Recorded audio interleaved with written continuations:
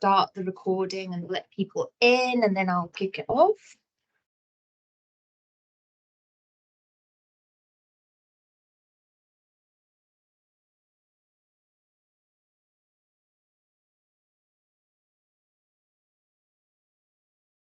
Mathimva, agus Falcha, good morning and welcome everybody to this public board meeting for NHS Highland. Welcome to all our board members. I can see we've got lots of people here today, that's great. And also members of the public and the press who are accessing the meeting virtually today. Just a little bit of housekeeping. We are recording the meeting as we usually do for future upload to our website. If people can make sure that if they wish to contribute, and so if members of the board wish to contribute, if you can use your hands up function, please. We don't use the chat facility in this meeting. So hands up, and I will keep an eye on the attendees list. Put your hands up. And if everybody can stay on mute when you're not contributing, just to reduce any background noise. It's lovely if people can have their cameras on, and then I can see your faces when you're speaking to us. But obviously, if that's causing you issues with your broadband and you need to switch your camera off, that is fine. Okay, I'll just get that ready now. So before we start the meeting today, this is a special meeting. This is Pam Dudek's last meeting as our chief executive before she retires. So I want to take the opportunity this morning to pay tribute to Pam. So this is her actual last working day, and how fitting that we finish it with a board meeting. So Pam joined the NHS in Scotland in 1982. She was seconded to NHS Highland in 2020 in April as our interim deputy chief executive, and then took up the role of chief executive in October of the same year. So since then, as an organisation, NHS Highland has benefited greatly from Pam's exceptional leadership, her understanding of the challenges of delivering care across our remote, rural and island areas, and of course her values that she brings to her work. Pam has made many significant achievements and contributions over the period of time that she's been with us, and of course during her time with the NHS as a whole, which we wouldn't have time to list them all this morning, so we're not even going to try. But a couple of things that I wanted to really highlight.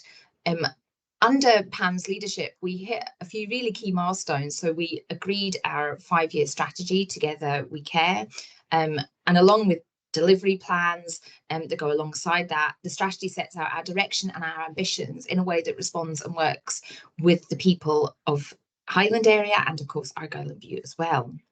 And that was really significant for us. Pam has overseen the opening of 2 community hospitals, so Broadford and Skye, and the Badenoch and Strathspey Hospital at Aviemore, and of course was our chief executive when we opened up our National Treatment Centre in Inverness, and that was a big achievement for us and for the region, but also nationally. So these are really exciting projects, which of course Pam and the whole team should be really proud of.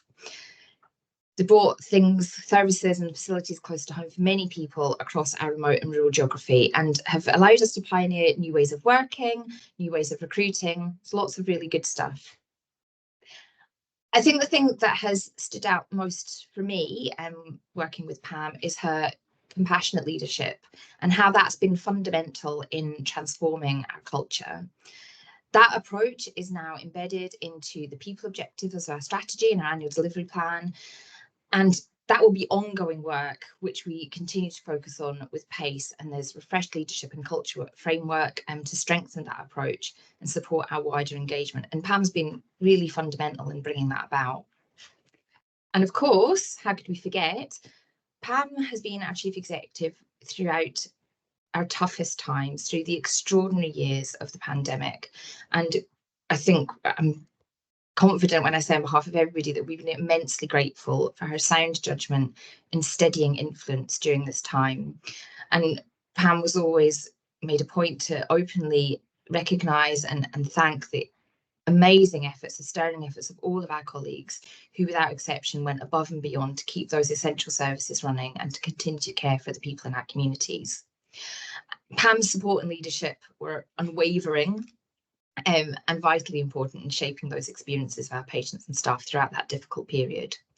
And it's worth noting that Pam has done a lot of work here in Highland, but has also contributed significantly to a number of national work streams. And I know she's worked collaboratively with colleagues across the country and really strengthening those regional relationships, which puts us in a good position.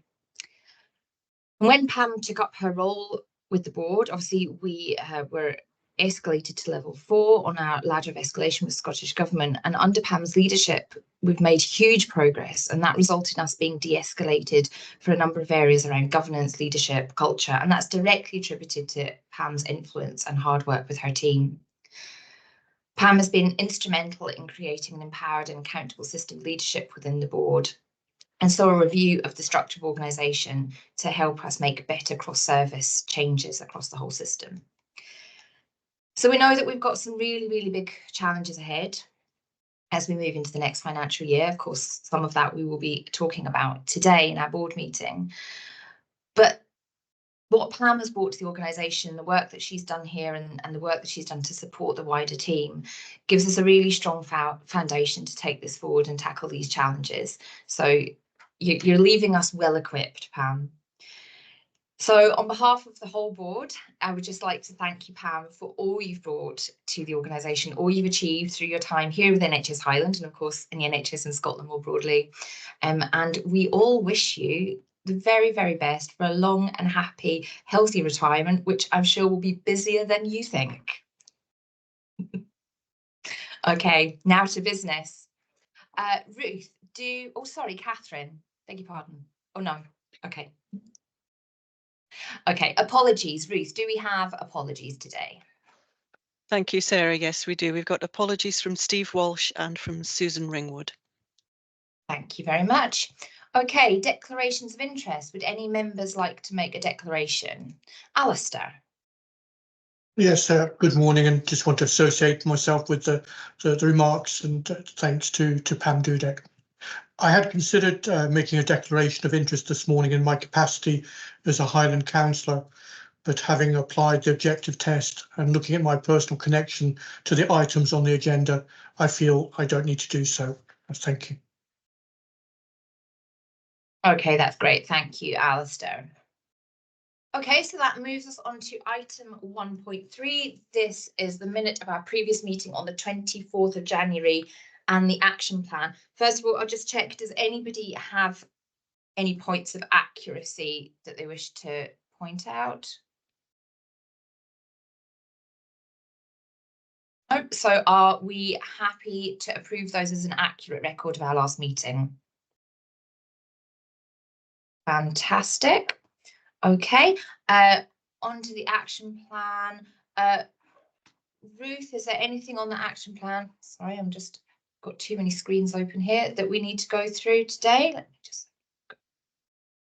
So nothing in particular. There are 4 items on your action plan which are proposed for closure. That's action number 1, relating to the risks associated with the National Care Service. This has been on the tracker for a while, and the proposal is to consider our approach to this at a future development session. Action 8 relates to corporate parenting improvement plan, and that is included on today's agenda. Action 13 relates to the inclusion of patient stories in the IPQR, and again, that's been trialled for this meeting.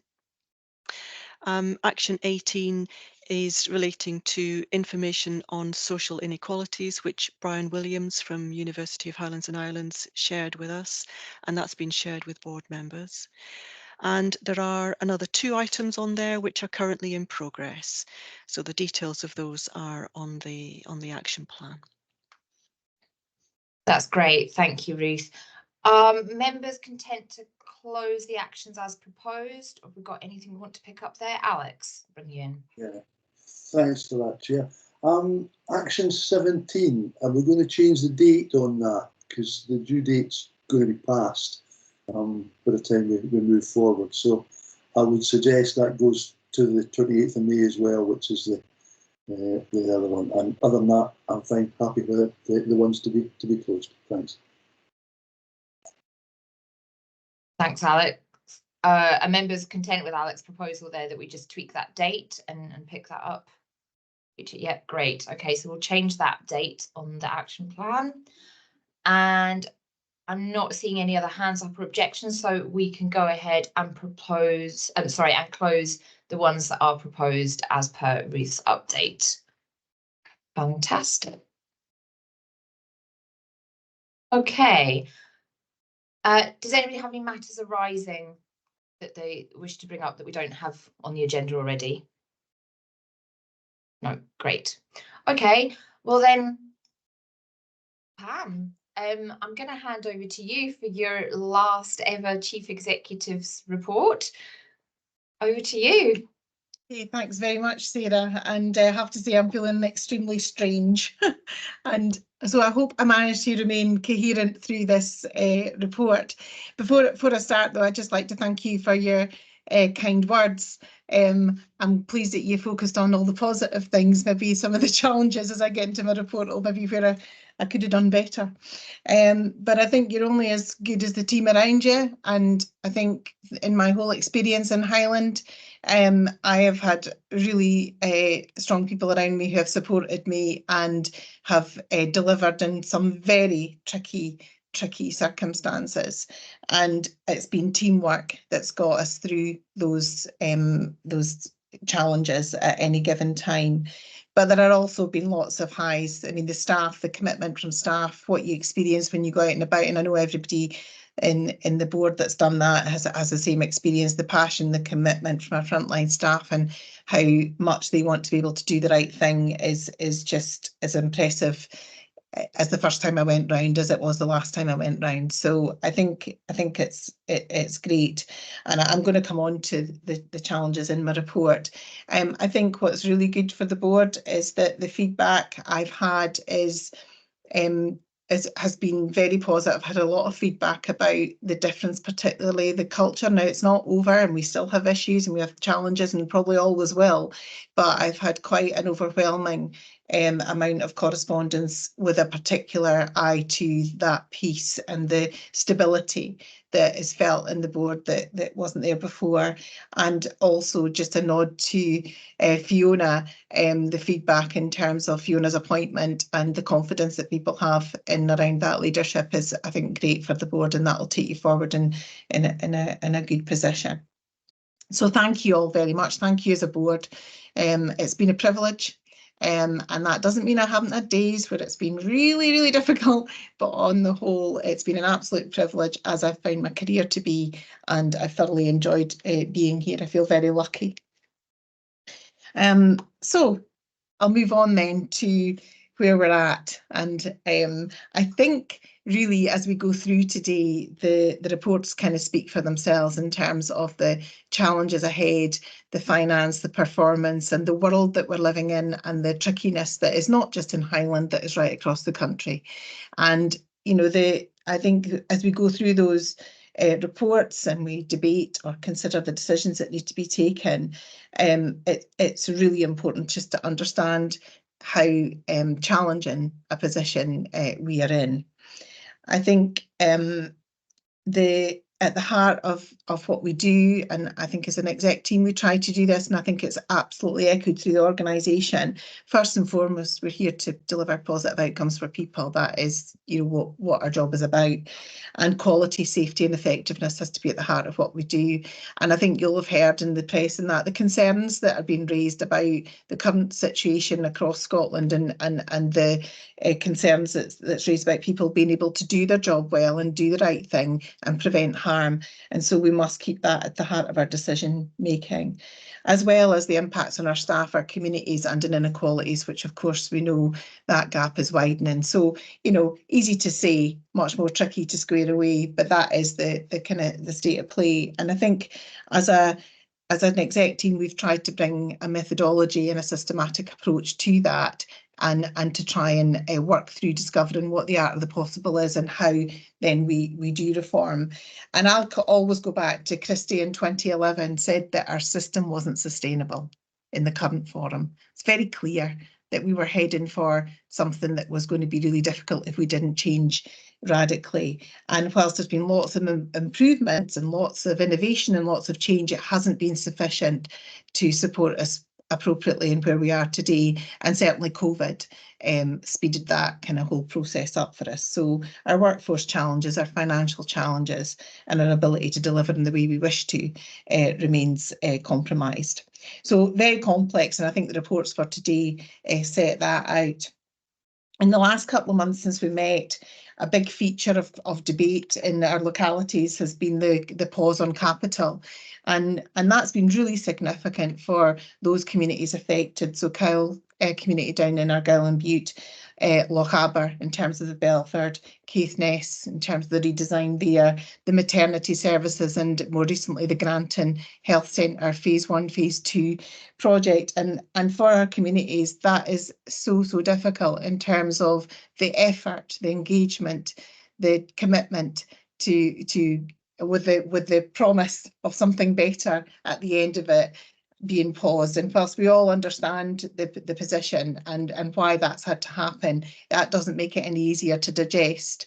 And certainly in all communities, we are in dialogue with those communities affected about how we can not lose momentum and how we can ensure that we keep these projects as a priority going forward, so that when the capital funding hopefully does start to flow again, that we are as ready as possible to progress with those ambitions that we had.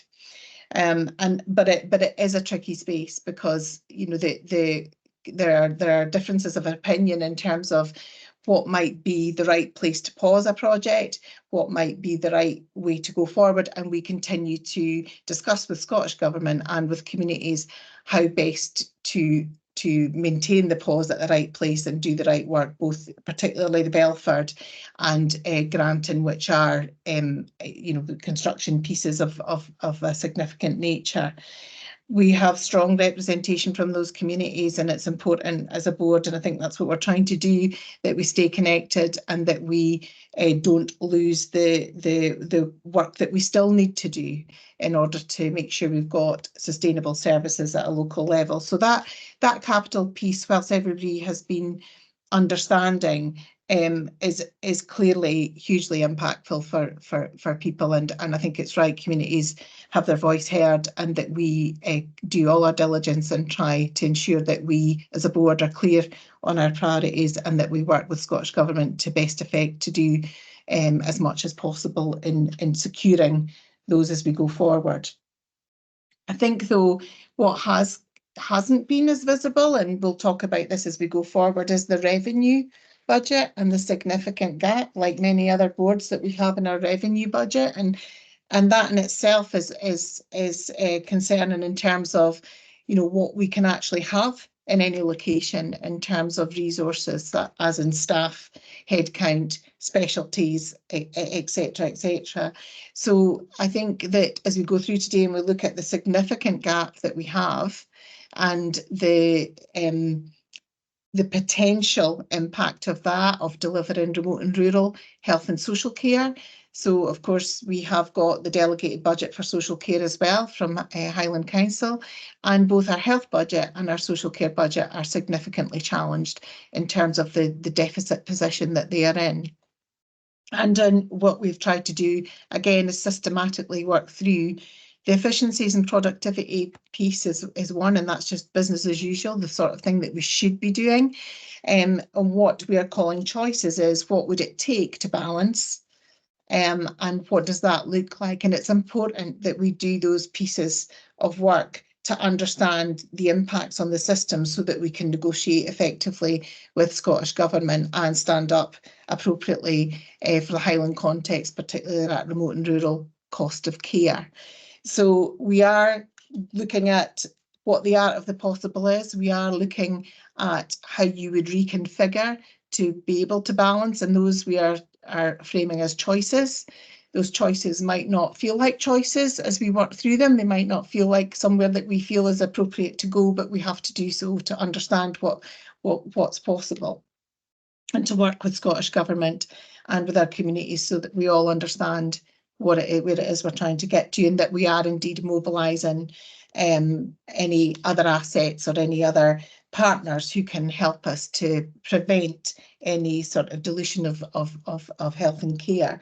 So that is, I think, the big concern of the moment, is that we manage our balance of risks between balancing a budget and not doing something that causes harm, and that we understand that broader impact of decision making from an inequalities perspective and from a quality perspective, in terms of what's a reasonable way to reconfigure that doesn't compromise care, but that would potentially make the board sustainable in the longer term. So again, these are very easy things to describe and say, but in terms of practice, in terms of doing the right engagement, and in terms of working with people in and around this, that's the task in hand, and that's what I'm sure Fiona and the team will continue to do. As you know, we have got a framework of decision making that is trying to ensure that we do go through all the right processes, that we don't jump into decisions with unintended consequences that leave us in a difficult place further down the line.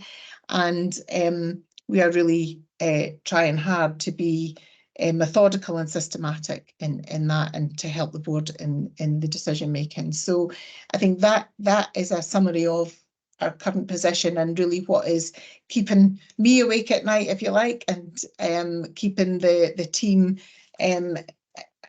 fully occupied. And in that we need to, you know, support our staff to understand that journey, so that we manage that anxiety as well. So a lot to do there, but we'll be talking more about that as the meeting goes on. To kind of finish on a more positive note, you will have noticed maybe from our weekly roundup that we have had our first winners of our VIP awards, our staff recognition awards in NHS Highland, particularly in the Highland Council area, as the IGB in Argyll and Bute already has an established mechanism for staff awards, and we had our first two winners in that. So we had Sengil Cartwright from a healthcare support worker in Ward 7 in Raigmore, who got the award for care and compassion, and you can read about the detail of that in the roundup or on our web page. And the Dignity and Respect winner was Claire Derwin, the Senior Health Improvement Specialist in the Public Health team. So it's really good to see that starting to come through, and hopefully that will become infectious and will stimulate people to nominate their colleagues who are doing great work in the context of the values of the organisation. So that's great to see. We've been looking for that for quite a long time, but brilliant to see, and we'll look forward to seeing, you will look forward to seeing more of that, and I'll see it on the Facebook page. So I think that's all I've got to say for now. Thank you. Thanks, Pam. Yeah, as you watch us from afar. Thank you for that update. Yeah, lots of challenges, but I think you've clearly outlined the really big things that we're all sitting with at the moment. Does anybody have any questions, comments, or anything that you want to bring up following Pam's update? I suppose I was just going to add a little bit around the capital element, just to follow on from what you said there. I think it's really clear, but it's worth saying that the board are really cited on the anxiety and the strength of feeling that our communities are having around those particular projects. I think it is also worth picking up that our staff are feeling that too in those localities, very much so. They are, you know, in two different ways, because not only are they members of that community as a resident, as a part of that community, just by virtue of living there, but obviously they are part of the staff that are working in those facilities and may have been part of the work to plan the future. So that will be really, really challenging. And I just want to kind of acknowledge how difficult that is for everybody, and how, as Pam said, you know, we absolutely understand the position, but that doesn't take away from how disappointing and frustrating it is for everybody, regardless of what kind of lens you're looking at it from. I will just say though that certainly in the engagements that I've been involved in, when we've met with community stakeholder groups, I think what feels different for me is that we've still got that collective shared aim, that collective vision for the future. And whilst this is a really frustrating point to be at in time, I think certainly the meetings that I've been in with community representatives and with Pam, yourself and others, that frustration comes through loud and clear, but so too does the commitment to work together and to keep working together as we navigate through this. And I think that's going to be really important, probably more now than it ever has been. So I just think not a positive as such, but something to be noted. And I think we need to keep working in that collaborative space with our communities as we go forward. Alex, you wanted to come in. Yeah, thanks. Yeah, just to build on that, certainly the communities, and I'm talking primarily in Caithness because that's where I am, that's who I've been talking to, they understand the issues about the pause in the capital. What they didn't understand and didn't really know very much about was the impact on the revenue and the fact that we're basically not getting any more money, that it's been frozen, because they were under the impression that it was completely protected, everything was there, everything was good. So when you say, well, actually, no, it's not. You know, we're not inflation proof, because they assumed that we were, and clearly we're not. So that's a message that I think we need to strive a bit harder to get across, so that people can understand it's not just that we can't build you a new hospital, but we are really going to struggle to give the service that we want you to have. Because of the lack of revenue, or at least the lack of increase in revenue. Thanks. Thanks, Alex. So that's really helpful feedback. And I suppose, Pam, you touched on it there about the revenue not being as kind of front and centre in that headline, but obviously it really underpins everything. And I think that feedback's really helpful, Alex. And I wonder how we can try and make sure that we are clearer about that when we're engaging with our community representatives, because that's going to be a huge thing for us as well. And Pam, I'll bring you back in. Yeah, I think just to kind of reiterate that, because I think it is really important in the conversations that we're having going forward, that point that from December, it wasn't just the capital position that changed, it was the revenue position and the requirement of us in the context of the financial position of the country to work at a different pace and to a greater challenge. And I think that, has happened very quickly from the longer term planning that we were doing across the country to there's a more urgent piece here in revenue that has ramifications. And obviously we'll talk about that when we get to the financial report. But I think that is an important thing to note, that from that December budget, the world changed again, and that we are trying to understand what that means. And it is in the same context of the capital. Where do we need to advocate strongly, because it would just be wrong to drop to a level that's unacceptable for our citizens, and where though are the opportunities for change, because there are opportunities for change, and we hear about those opportunities from our frontline staff, from our kind of middle managers, leaders, and indeed from the exec team all the time, where they come across where change has happened versus where change hasn't happened. And the point here is, what does a modern Highland and Argyll and Bute remote and rural system look like in the future within the context of resources available to us? And is that okay? Because and if it's not, then what do we do about it? Because there's nobody wants things to be like this. The people want a good, effective, working well system, but that is tricky. We're back to, if we keep doing what we've always done and don't make significant change, but what does that change actually mean, and is it acceptable? And I think this is where we need to use our advisory committees as well, in terms of that, ensuring that safety and that quality aspect. If we, so what does good look like, and where is there opportunity for change, and what does good look like, and where are some of the ideas just not palatable and we wouldn't want to go? But we have to be able to have those conversations, because that's the only way we'll understand and discover where we can get to. Absolutely. Thank you, Pam. Louise, I'll bring you in next. Thanks, and I equally want to share the disappointment around the capital and the revenue position as SRO for the Caithness and the Loch Harbour redesigns, but also to acknowledge that over the years that I've been involved, there's an enormous amount of not just staff but community and everybody else that's been massively engaged and involved, and there's been an enormous amount of planning, and I actually think what we need to do is make sure that we capture and don't lose any of that work that's been done, and we may need to, as Pam referenced there, we may need to reshape it and reconsider it in the current lens. But I think those two areas in particular, and I know the other areas that have been doing the work too, hopefully we'll be in a better place, having done a lot of that, to get us to a position where, as and when capital is available, we can move into that new space.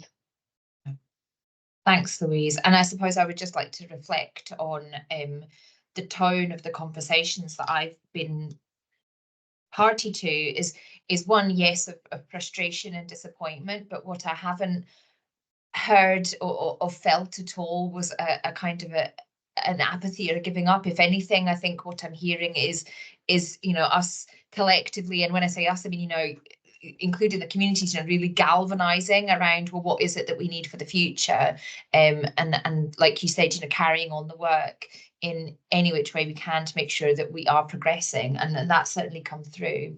And I think just finally to pick up, we've talked about what we're grappling with and what we're kind of doing to manage that and work through that. Obviously, this is happening nationally, and I think what's also important, like Pam said, we have an opportunity to advocate for Highlands and Argyll and Bute and remote rural and island healthcare in that national context, and we will continue to do that, because that's going to be really important as we go forward and making that case at a national level.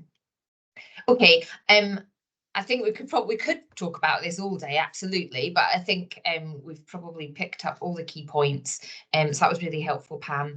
Thank you very much.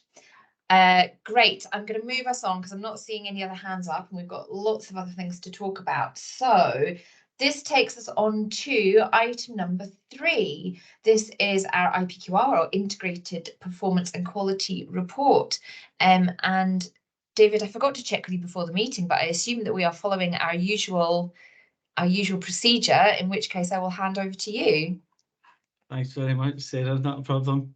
And maybe if I can take just a moment, and I both to add my tribute to Pam, and I think I speak on behalf of the executive team, and want to thank her for her strong and compassionate leadership that she showed with us through her tenure. And we want to wish her best wishes for the future too.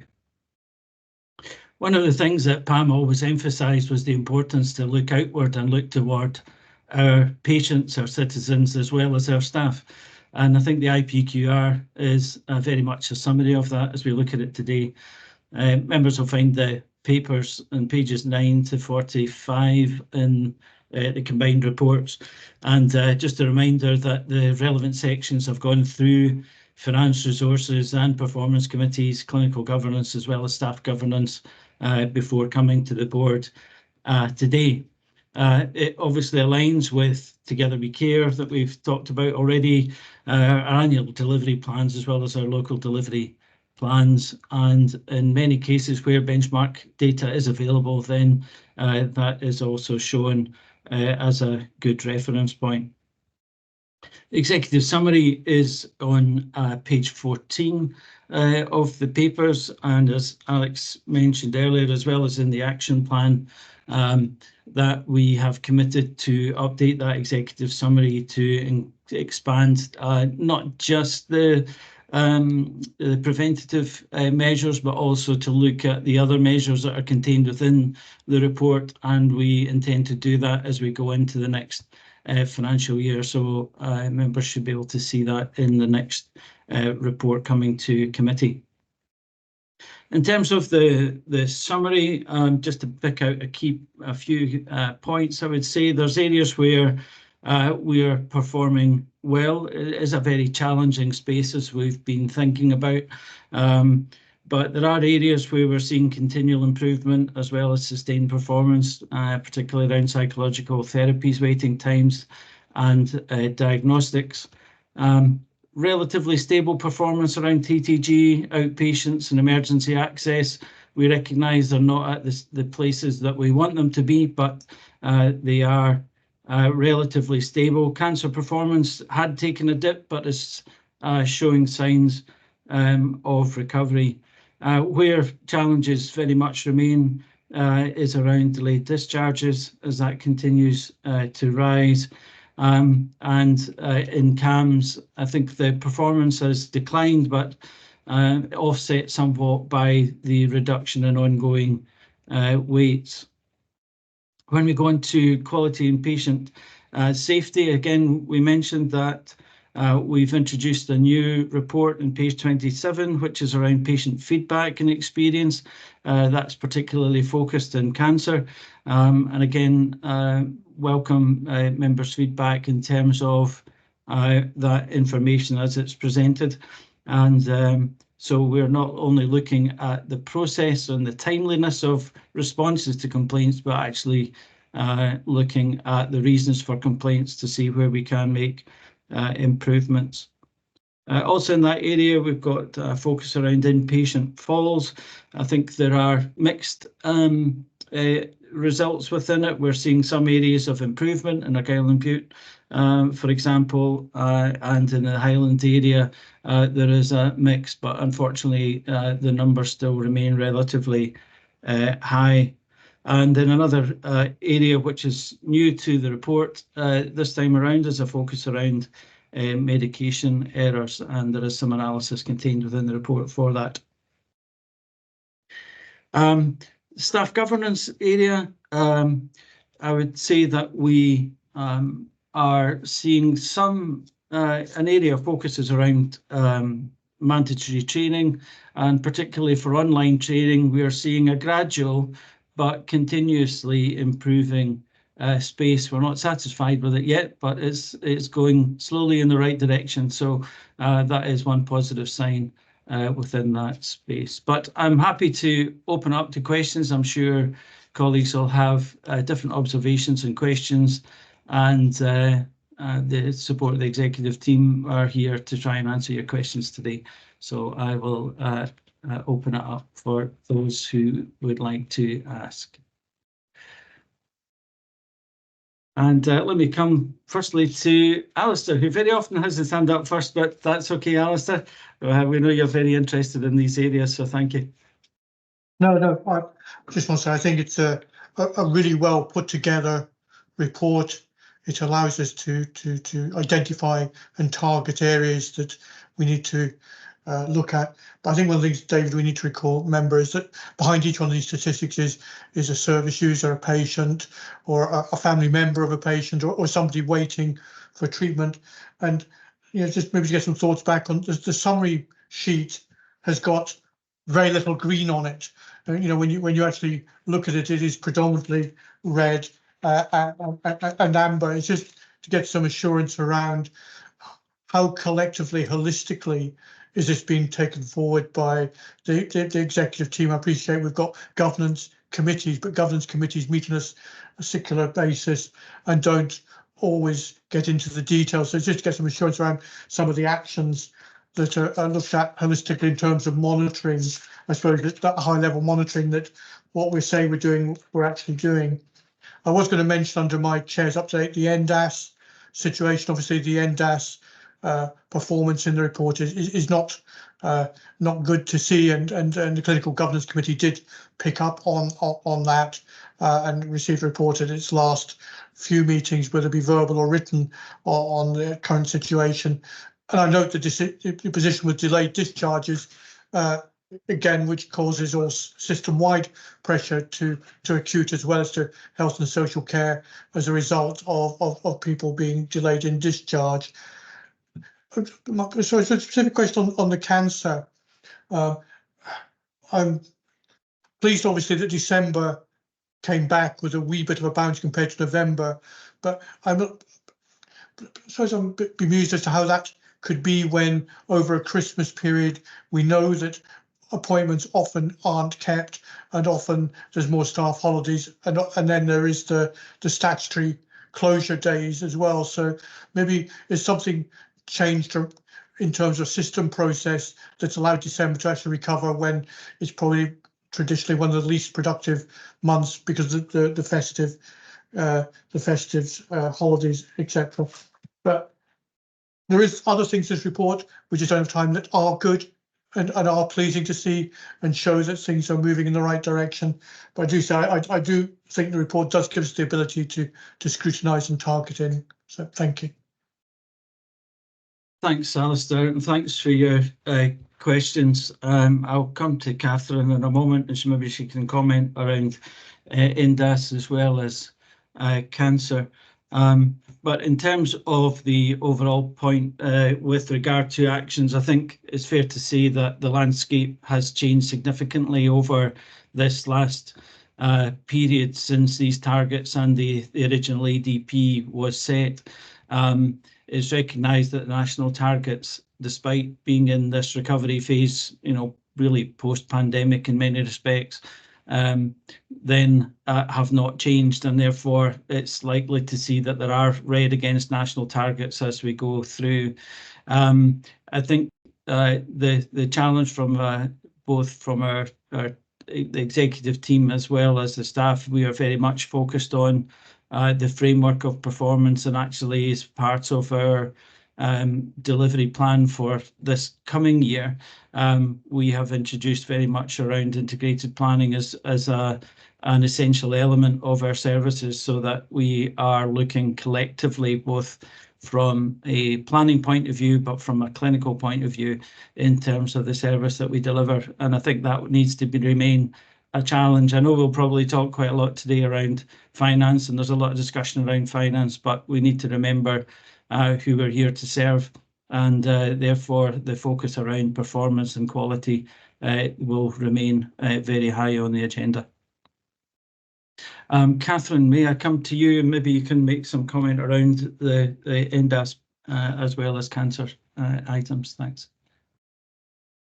Thank you, David, and thank you for the question, Alistair. In terms of NDAS, we are continuing to work with our Highland Council colleagues, obviously, and our education colleagues, and that is starting to gain some traction now in terms of that.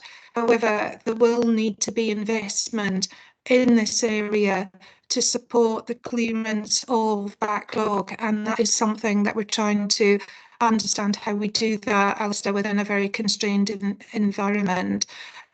So we're just looking at how we do that and whether or not we are able to prioritise capacity within supporting services as well to help us with that. So there's a fair amount of work going on around NDAS.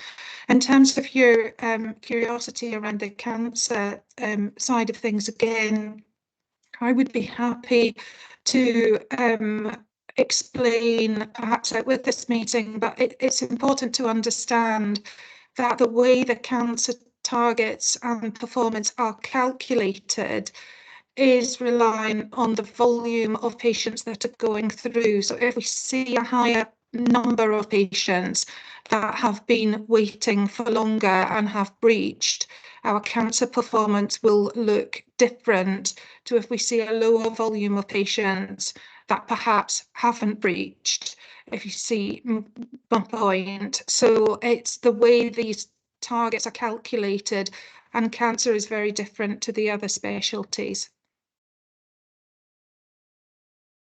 Thanks, Catherine. I think the other area just to mention around cancer is that a lot of the cancer services are dependent on a relatively small group of individuals who bring treatment in particular specialist areas, and where absence occurs or vacancy occurs in those areas, it has a direct impact on that service being delivered. So that can cause variation from one month to the next, and very often it can be as we've recruited and filled those posts, then the performance starts to come back again. But it's always an area of focus.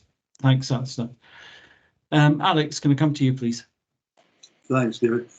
Yeah, I comment on a couple of questions. I do like the patient experience page.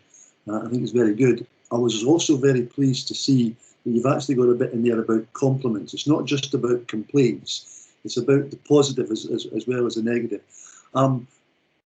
Is it only the Datex bit that you can get those compliments for? Or are you looking at other areas of experience? Like, for example, people leaving wards and putting cards in that says, thanks very much for looking after whatever, you know, you've done a great job kind of thing. Or is that just, it's too unofficial, you can only go through the official route? The executive summary, I agree with Alistair about the amount of red.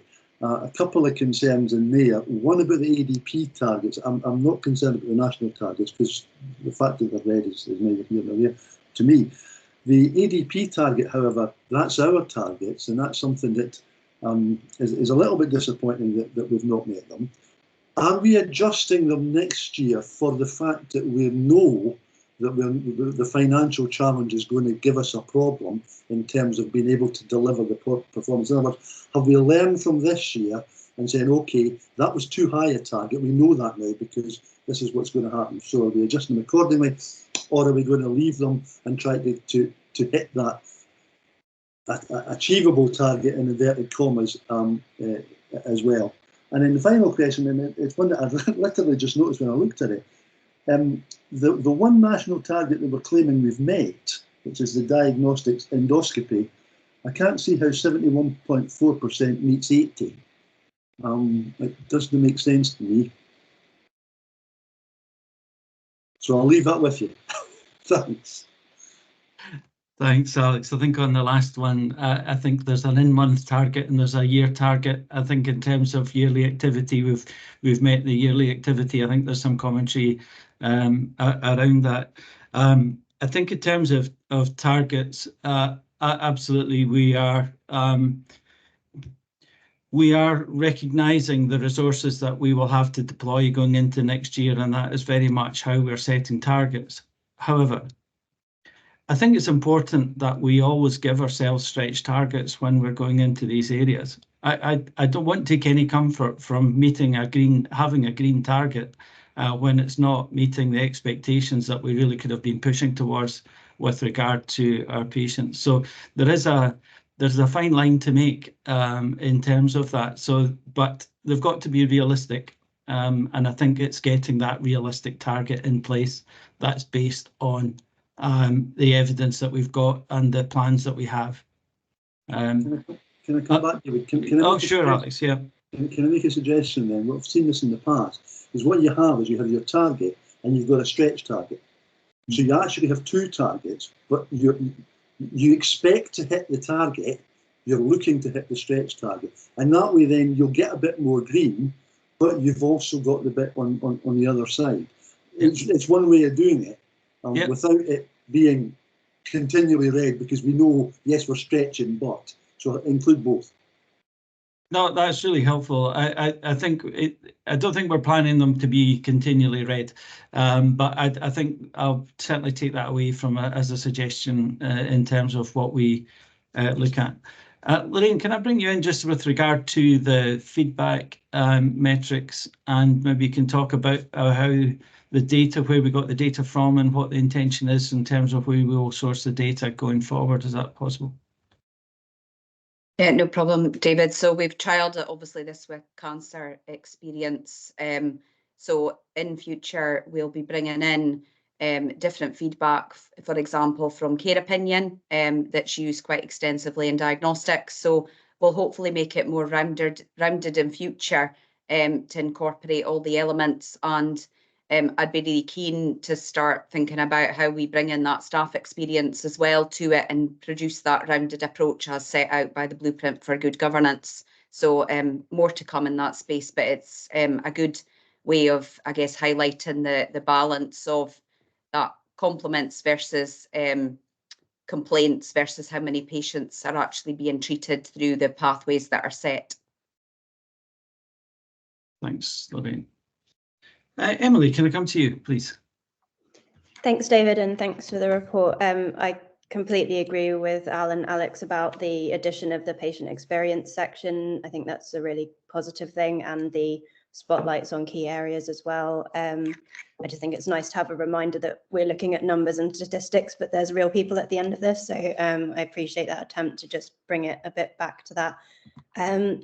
My main concern was around the, well, not my main concern, but a concern I had was around the appraisal completion rate that is obviously very low. And I completely understand that's against the backdrop of very busy people with a lot of pressure on them. But given how much we're concerned about recruitment and retention of staff, having a good performance management process and a good approach to staff development is going to be really key in that. So that's an area that's worrying as we talk about the unsustainability of not being able to resource things as we need to. So I just wondered if you could comment on actions that are going to be taken to improve that. Yeah, thanks, Emily. I completely agree with you, and I know it's been a topic within our Staff Governance Committee. I'm going to bring Gareth in, and he can maybe add some more commentary for us. Thanks, Gareth. Thank you. Yes, we discussed at the last committee meeting, and it's gone through our area partnership forum, a plan to focus on appraisal completion rates over the next financial year, with a priority focus on managers. We have around 900 managers across the organisation, and the intent is to ensure that every manager has had an appraisal completed during 24-25. That will then have a ripple-on effect in terms of each manager has a responsibility for looking at the appraisals for their staff, and that will be part of their appraisal in terms of looking at their compliance with the requirements to complete appraisals.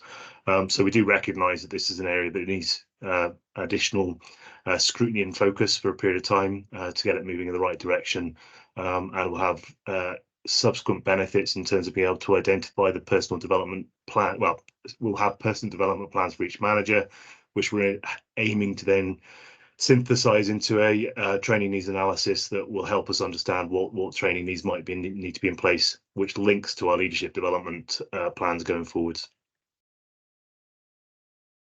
Thanks, Sarah. Sarah, can I come to you, please? You can, thank you. I just wanted to ask a quick question around vaccinations. I can see from the minutes of Clinical Governance and Highland Health and Social Care Committee that it's been discussed. So I suppose I don't want to rehash that because we've got a lot of people with hands up, but just wanted a very brief update on where we are in terms of moving to that more kind of district model. And I noted also there was some comment around doing a kind of an options appraisal as well, looking at different kinds of delivery. So just a really brief update, I guess, on where we are with that and or what the kind of time frame is for moving across to something a bit different.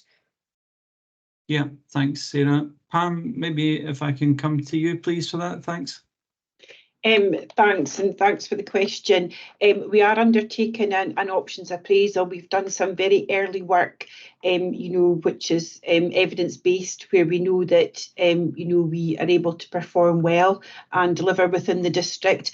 We have had wider discussions with the professions, etc., around the adult programme and the childhood vaccinations as well, just to make sure that we've got the professions engaged in that discussion. And we had a further session at our senior leadership team meeting last week. So we are progressing this at pace, and we would hope to, the timescale that we're working to is to have all of the options considered and assessed and looked at and implemented as far as possible by the start of the autumn and winter programme. Thanks, Pam. And Tim, did you want to add to that too?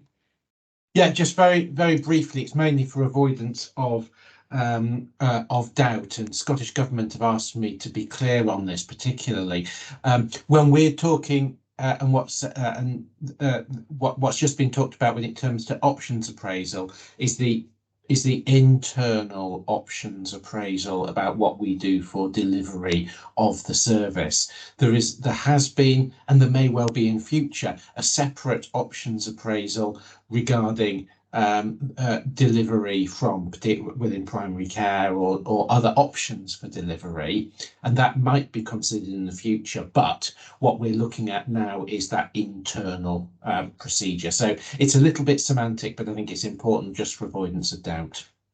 Yeah, no, that's actually really helpful. Thank you, Tim. Thanks, Tim. Philip, can I come to you now, please? Yeah, great. Thanks. It's a very similar question to Emily's, but as it relates to exit surveys and leavers. I note that it's a very mixed picture with quite low performance in this area, but it includes expected leavers, which are retirers and people moving to other NHS employment, and that's in with the unexpected leavers, if you like. And I just wondered if there's any way we can refine the information that we're getting, along with targeting the interviews for those that we see as unexpected leavers. So if we can do something with the process, which moves us towards trying to prioritise exit interviews for those who unexpectedly leave the service, which clearly has then an impact on service delivery. It increases issues for demand with other staff. Thanks. Yeah, thanks, Phil. I think it's a very fair question. I suppose my personal reflection on exit interviews is they're very valuable to be able to gather information, but it does require the individuals to wish to participate in them, and sometimes that's declined. But let me bring in Gareth to give a more full answer. Thanks, Gareth. We discussed this at committee, and I believe we also discussed it at the last board meeting as well, that the actual level of turnover is not particularly high in comparison to other organisations. So I think sometimes we need to just take a thought around whether we've got, but actually we're below our agreed target anyway. So I think there's an element of what are we comfortable to live with in terms of the turnover rate. And I suppose it's also a thought about the areas where we want to focus on further drill down and further data analysis. So we've always got to balance our capacity around what is worth investigating further. However, I think the assurance back to the board is that I don't think we are particularly an outlier in relation to turnover across NHS Scotland. There are some positives in there in terms of we do see other people, we see people moving to other parts of NHS Scotland. And we do have reasons for people leaving as well. So there are some positives in there. And I think I would reiterate the point David's made. Exit interviews, I've worked in several boards, and they're notoriously difficult to get increased levels of exit interviews for a number of different reasons, but we will continue to see if there's ways we can improve it. It is very much down to individuals as to whether they wish to participate. Thanks, Gareth. Thanks for your question, Philip. Graham, you have a question for us. Yes, and sorry, Gareth, it's going to be you again. A bit of a combination of both Emily and Philip's point. And I do appreciate your comments, Gareth, about there are some areas that are maybe not quite as bad as they could be, but it doesn't. I think longer term, it doesn't paint a good position for us in terms of staffing, in terms of our absence rates and so on, which do seem very high. The consequent pressure that's going to put on the budget for agency staff and such like, which we know is going to be one of the key pressures on our budget this year. And I know that a lot of the staffing things are really national issues in terms of certainly the qualified workforce. But are there any big changes coming down the line at the national or even the regional level that could give us a bit more optimism about where we are with staffing? Or is that blind hope? Thanks, Graham. Gareth, a nice easy question for you. I think it's always good to have hope. so I think in terms of I think we need to divide this into two elements. One is the things that are within our gift and control, and making sure we continue to focus on them. So one of the things we are doing this year as part of our, I suppose, business as usual value and efficiency work stream. All boards have been asked to look at this is more attention to sickness absence rates, and if there's aspects we can things we can do in relation to that. So there is a plan in preparation at the moment to identify areas that are higher. So within that average, we will have some areas that are higher than others. We'll be driving that average in that direction. So I think there's an element of trying to understand and work with the services to understand what the factors that are contributing to that, that might be work related. And then go through that. But until we start stepping into it a bit more detail, then it's difficult to draw conclusions at the moment what the solutions might be. However, it's within our gift and control to have a look at that and progress step through that. Health and wellbeing strategy is currently in draft as well at the moment, which will come to the board in due course following some consultation with staff, again looking at, and that will articulate all the supports we have in place for staff, but also where we need to where we want to go in the future, and increasing support for staff in that context. So I think those are within our gift that we can look at. We also need to look at then what is going to maybe address what we might think are the underlying causes that contribute to sickness absence, for example.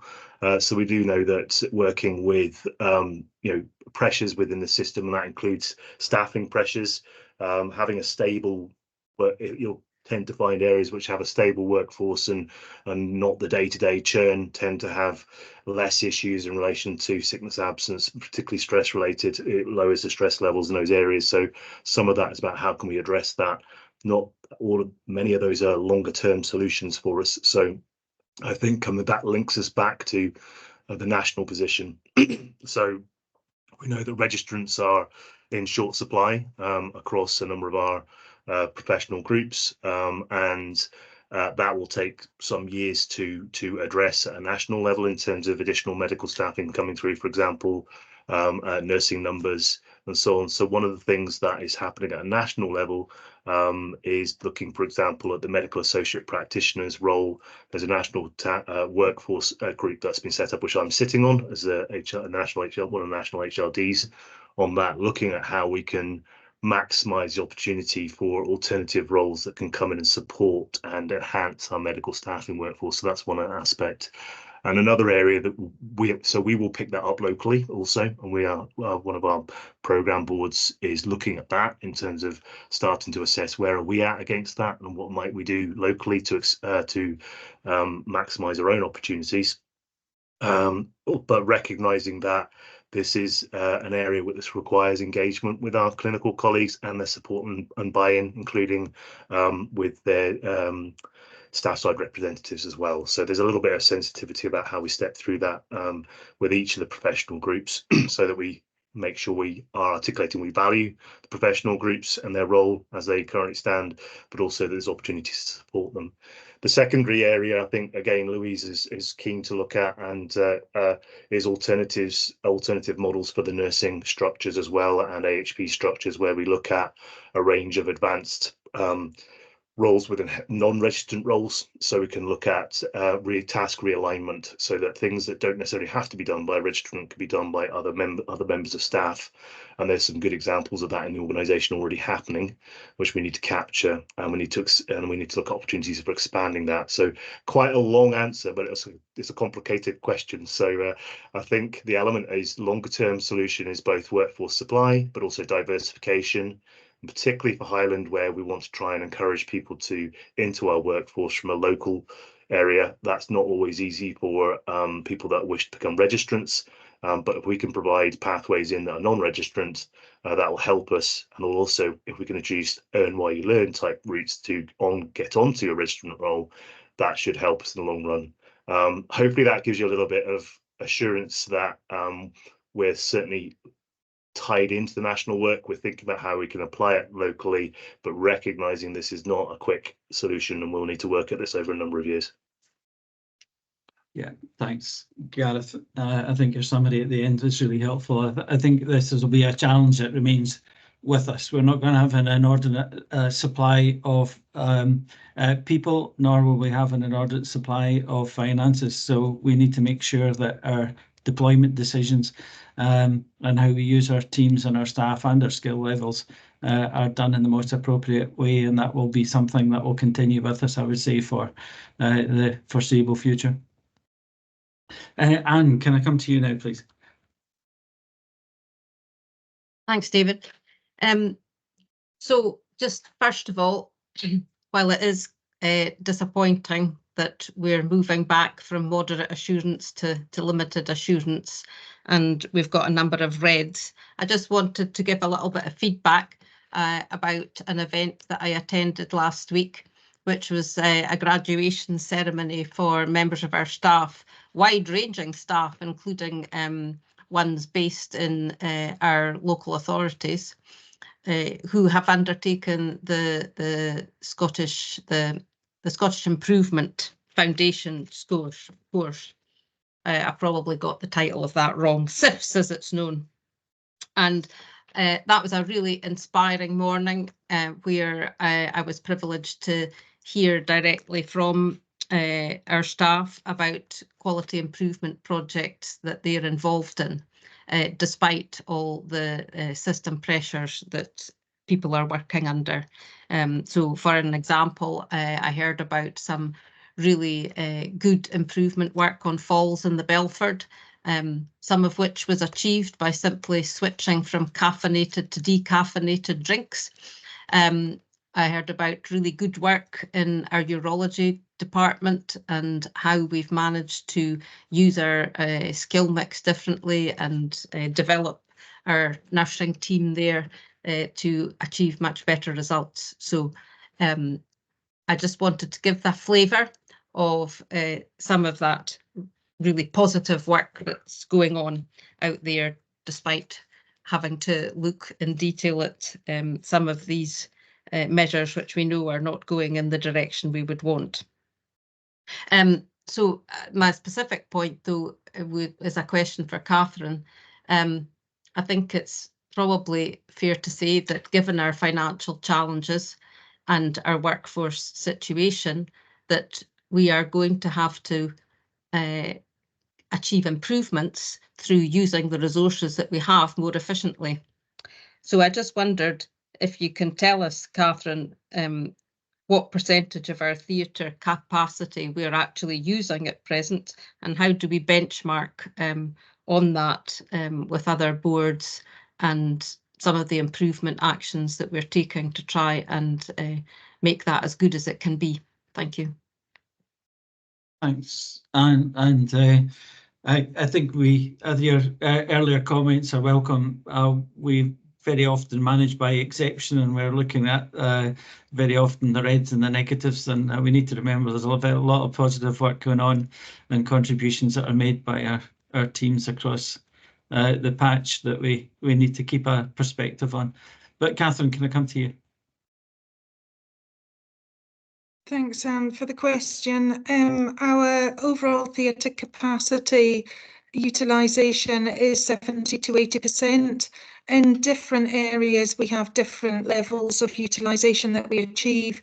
We know that in our rural general hospitals, we have lower utilisation rates. Our NTC is not where we would want it to be in terms of being right up in the 80%, but it is in the 70 to 80%, and would work to that. And the reasons for that are because of the types of patients that need to feed through the NTC, and that's in hand, and we're working on that. There's a lot of focus on theatre efficiency, ensuring, you know, that we don't have late starts, that we don't have late finishes, that we are using that capacity as effectively as we possibly can. And actually, we're looking at efficiency across a number of areas, not just theatres. We're also looking at how well are we using our bed capacity, what are our lengths of stay, right down to procedure level. We're examining where we are, and we're benchmarking that across Scotland. How do we fare in terms of our benchmarking across Scotland? I think we are probably in the higher end of the scale in terms of actually utilising the efficiency within our theatres. But there's always more that we can do, and we're looking at how we can facilitate that. Some of the challenges for the rural generals is having the volume of patients to be filling up those areas, and we're looking at how we can encourage people to travel to the RGHs. As you know, we've been working on that for some time. And certainly the routes to the rural general hospitals going away from Inverness does feel like it may be a longer road than that coming down the other way, which is not the way that we would want it to be viewed. So we're trying to deliver as much as we can in these local communities, and we're trying to encourage our patients that are waiting extended lengths of times to take up the opportunity to be seen in these locations as well. I hope that answers your question, Anne. Thank you. Thanks, Catherine, and thanks, Anne. Okay, time is swiftly moving on. I just reckon there's a few who've been waiting to ask questions. So, Jerry, can I come to you? Thank you, David. I've actually really got one specific question, but a few observations to make. Probably been similar with colleagues. The ones that are popping out to me without getting into any detail on them are obviously excuse me, the vaccine programme and NDAS, but we've already discussed those, so there's no need to repeat those. I probably would maybe put smoking cessation on that list as well, because we do seem to have a continual downward trend in there.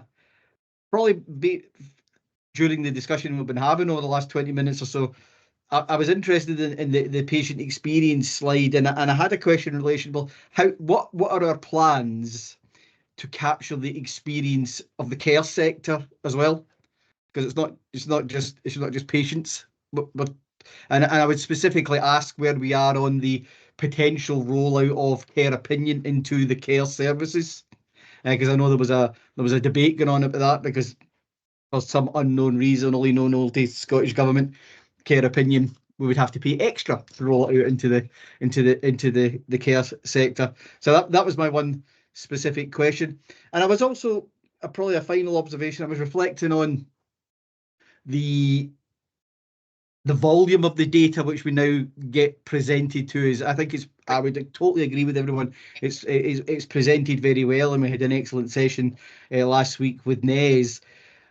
But I was aware that I think it's about 36 pages of a combined pages today. It says, how do we make sure that we're picking up the really important things in there, and we're not losing there. And I know maybe everybody looking at their own individual bits, because we've had a really good range of topics picked up this morning, but I suppose that's what I was thinking about, that the more you get, the more difficult it is to make sure you're homing in on the really key things, and really conscious, I think, of the comment that Pam made in our Chief Executive's update, which I think is really good, is how do we get that balance between our financial position and our delivery position.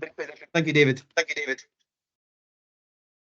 Yeah, thanks, Jerry. You must have been listening into EDG yesterday in our discussion on that last point, when we were reviewing dashboards and such like.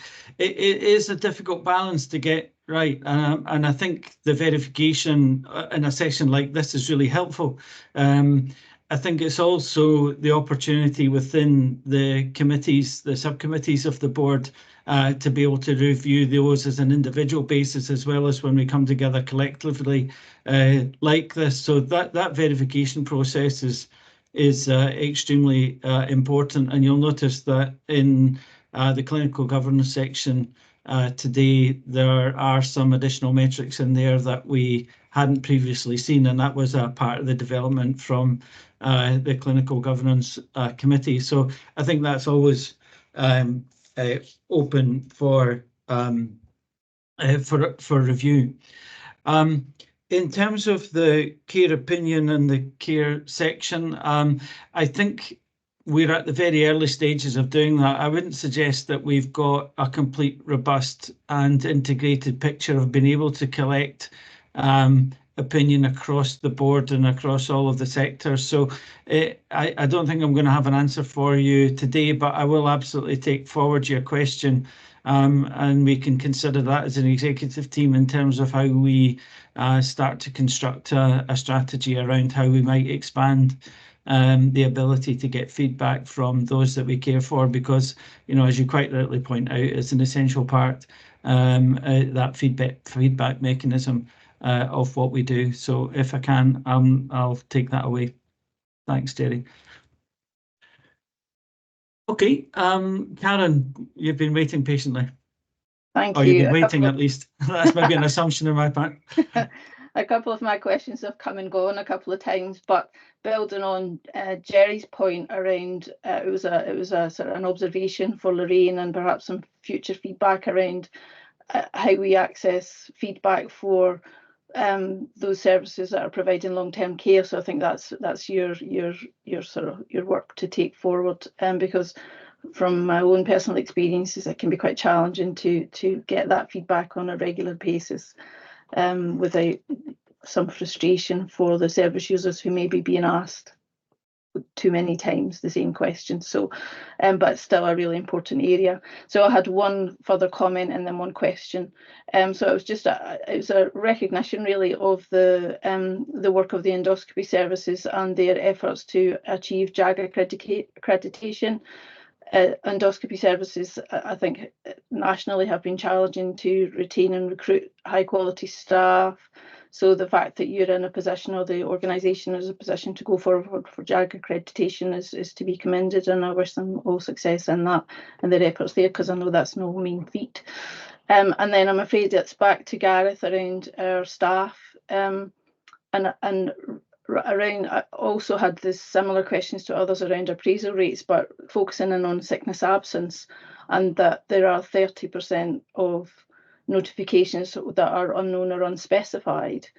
I guess my question is really around what efforts there are to improve that, because obviously that's important data that may reflect wider system or specific system pressures in particular areas across the organisation that we need to understand a little more, but also how that can, whether there are any particular hotspots around sickness absence. And again, that might be being hidden by the fact that some of that data is not being reported in that way. And I know, that's difficult sometimes to get that information, but obviously important for our managers to feel confident in having those supportive conversations with colleagues. Thank you. Thanks, Karen. I think on your first point around endoscopy, I think great progress has been made in that area. We'll wait for the official announcements around that before we take it forward, but we'll gladly bring that back to the board, given success in that area. Gareth, do you want to mention with relation to Karen's question? So I suppose, excuse me. I suppose I'll just reiterate that we're going to be looking at sickness absence rates and drill down into the organisation and understanding where those hotspots are. That really helps us identify particular areas that we need to focus in on. And I think it's important because essentially the story behind this is the most important thing in terms of service areas, is really understanding what the driving factors are that are within the gift of the organisation.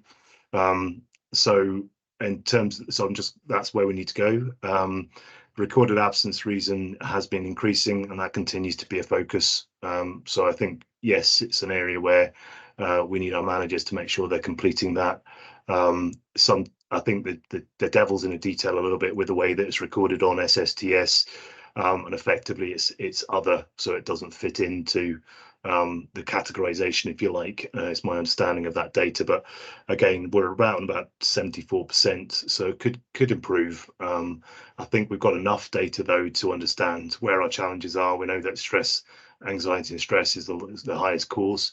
So at an organizational level, we know what the key reasons are, and then we need to drill down into that to understand where there are any particular hotspots within the organisation, as I've just previously mentioned. So, yeah, I suppose assurance that back, say this needs to be an area of continued focus, and exec colleagues will support me on that in terms of looking at areas they're responsible for.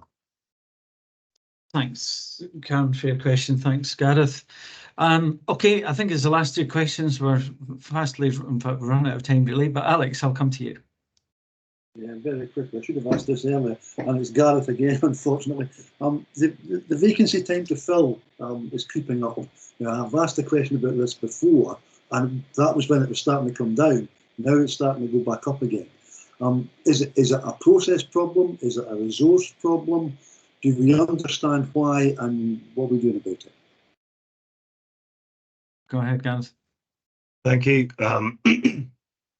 So again, we had some discussion in the staff governance committee in relation to this. I think the short answer to that at the moment is we are still trying to understand what we are doing that's different from other boards. So we have gone out to speak with other boards. I won't mention them just now, but we have benchmarked with another board which has a high level. Is about their turnaround times around 90 days, so they're doing well. So we've gone to speak to them to understand what they're doing well and what the difference is, including the level of resourcing that they have and the volume going through. So what we have found from that board is that they had an electronic system prior to the current electronic system coming in. So they, for a number of years, had that normalized in terms of managers' self-service model, which is what was introduced with job train coming in during the middle of the pandemic, which we know had a big impact, but also in relation to how it was introduced, the level of training that was available. So we do know that's been a factor, and it continues to be a source of frustration for many folk.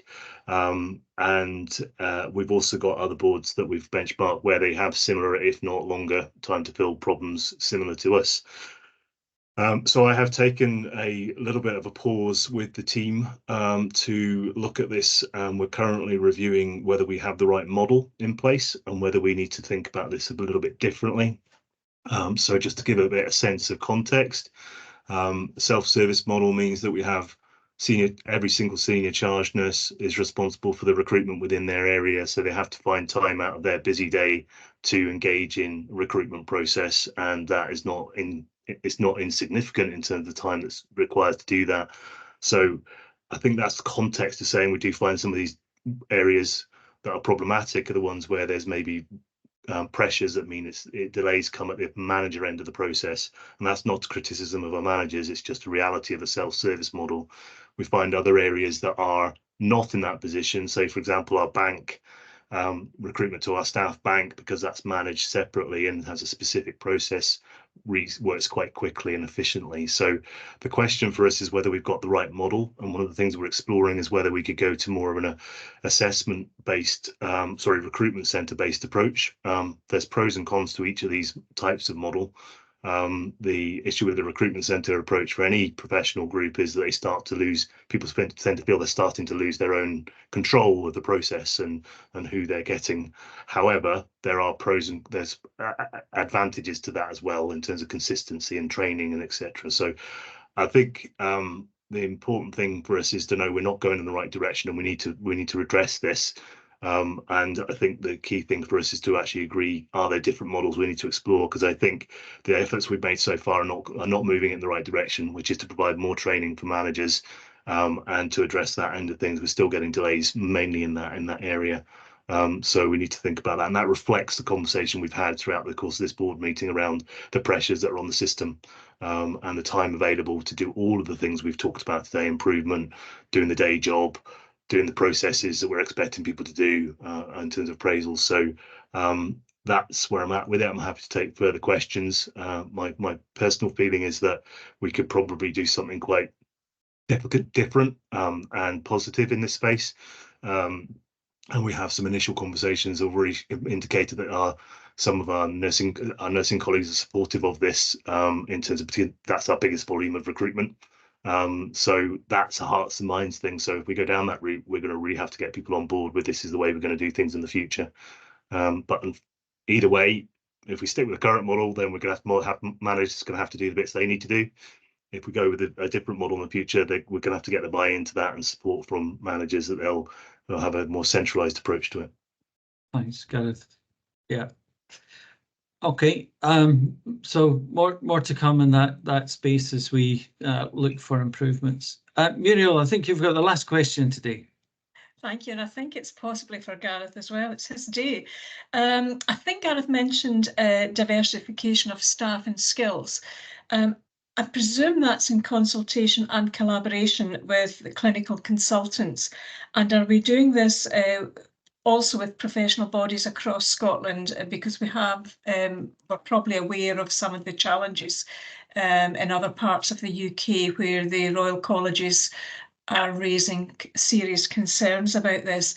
So are we doing this with health boards and our consultant colleagues and their professional bodies? So as Gareth, I'll let noted, you answer, but I probably could have gone to either Louise or Boyd in that respect as well. that's But fine. carry on if you want to.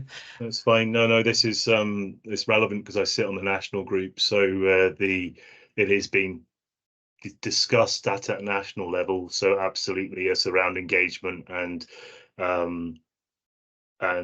working with a range of professional bodies and including trade unions. So yeah, we do recognise the sensitivities in and around this space. I'm always a strong believer in that. Go to where the willing is as well. So where there's the will and the appetite to do it, we should be progressing that. So certainly, I've had conversations this week which would indicate we are adopting some of these roles in some parts of our organisation. I also have experience elsewhere. The board, Golden Jubilee, particularly where I was previously, where the national work does not preclude you having conversations at a local level. In terms of progressing that, where there's an appetite from the professional bodies and consultant body, for particularly in terms of adopting these new roles. Probably worth highlighting that some of the roles that are both controversial but also supported in equal measure. And anaesthetic associates, they are proving successful in some areas, and I believe we do have someone in place in our organisation already. So again, it's looking at how we can grow those with the support of our colleagues. Nurse endoscopists have been hugely successful across NHS Scotland, increasing diagnostic capacity. So there's huge opportunity here. It's about taking our colleagues with us, and I think more importantly, the most important thing I've learned from this over time is emphasising the message here. It's about what do we actually want our highest trained and most specialist staff to be doing, and how do we want to support them so they can maximise what they basically come to work for every day, and look at things that could be delegated to other roles that would free them up to do more of the things that they essentially we should be using their highly trained skills for. Okay, thanks, Gareth, and thank you all for your questions this morning. Hopefully we've been able to answer most of those. If we haven't done so, please follow back with me, and Jerry's question in particular around the progression of patient feedback is something that we'll take away, as well as care feedback. Chair, I'm going to hand back to you. You gave me time 10 minutes early and I'm giving you back 10 minutes late. That's why you chair this meeting and I don't. But thank you very much. Thank you, David. I'm not complaining. I get to be a spectator for a little while you choreography that. That's great. Thank you. And thank you, everybody. Just wanted to say as well, I know we talk about it, you know, from time to time, but just to recognise the huge amount of work that goes into pulling this together. It's very slick and it looks great, and it's fantastic to be able to present this data not only to the board, but of course these, you know, to the public, to be able to present this data in this way. But just to really recognise, I know that this is a mammoth piece of work, so a huge thank you, particularly to Lorraine, but all the guys that work on this. I think it's fantastic. And thank you, David, for taking us through that. And I think I should probably say thank you to Gareth for fielding those last few questions in quick succession. And of course, all of this is, you know, we're seeing what gets scrutinised in detail at our committee, but I think it's really helpful that we can bring it to the wider board for people to see across the bits and maybe committees that they don't usually sit on. So that's really helpful. Thank you very much.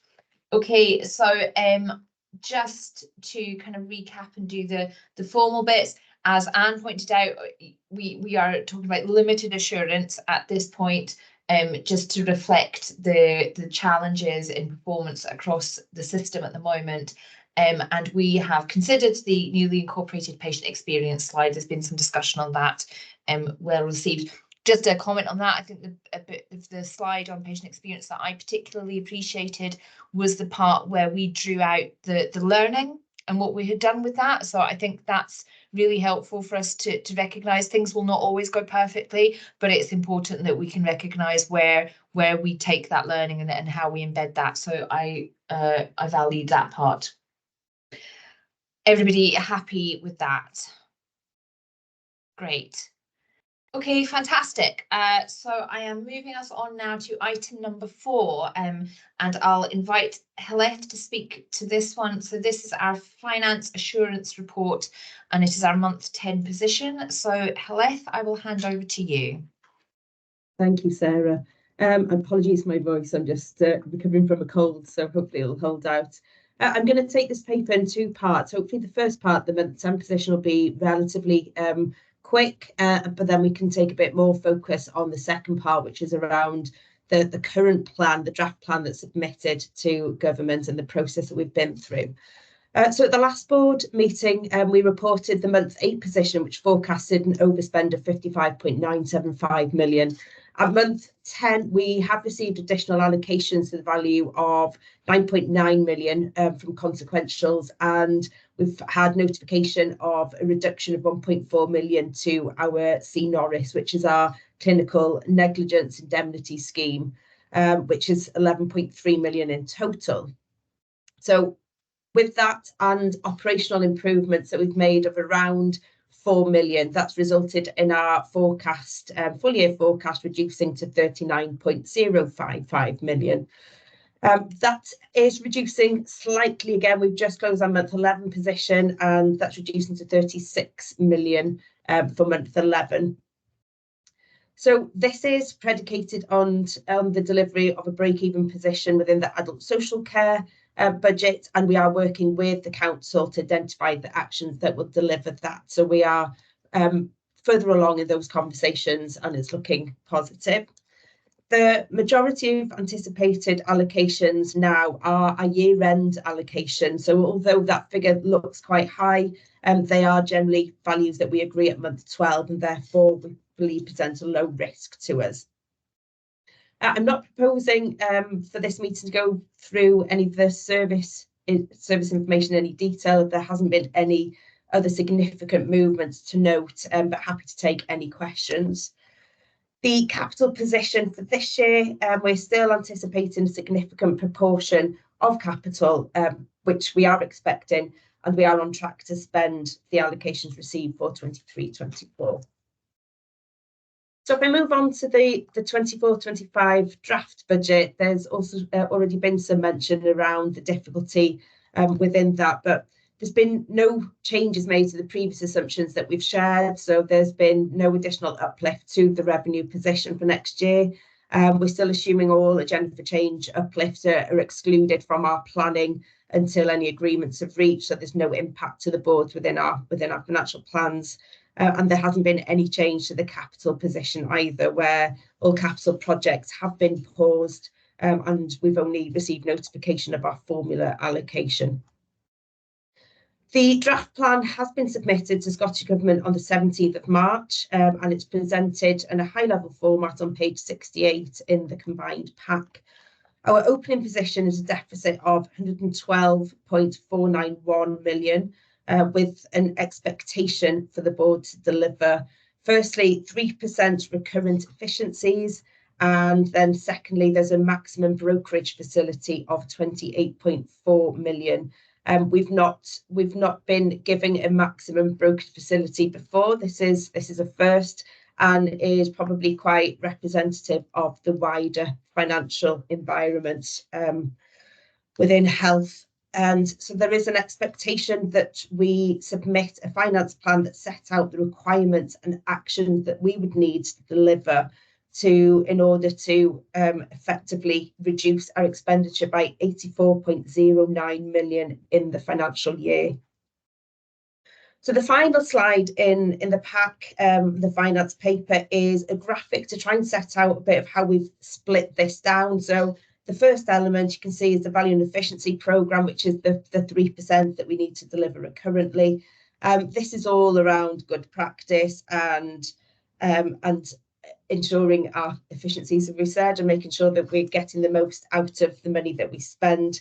And this is going through the usual PMO methodology. We've got the PIDs and QIAs behind every work stream, and they're already in progress and have been shared across the organisation. The work streams are set up and we're moving along with those.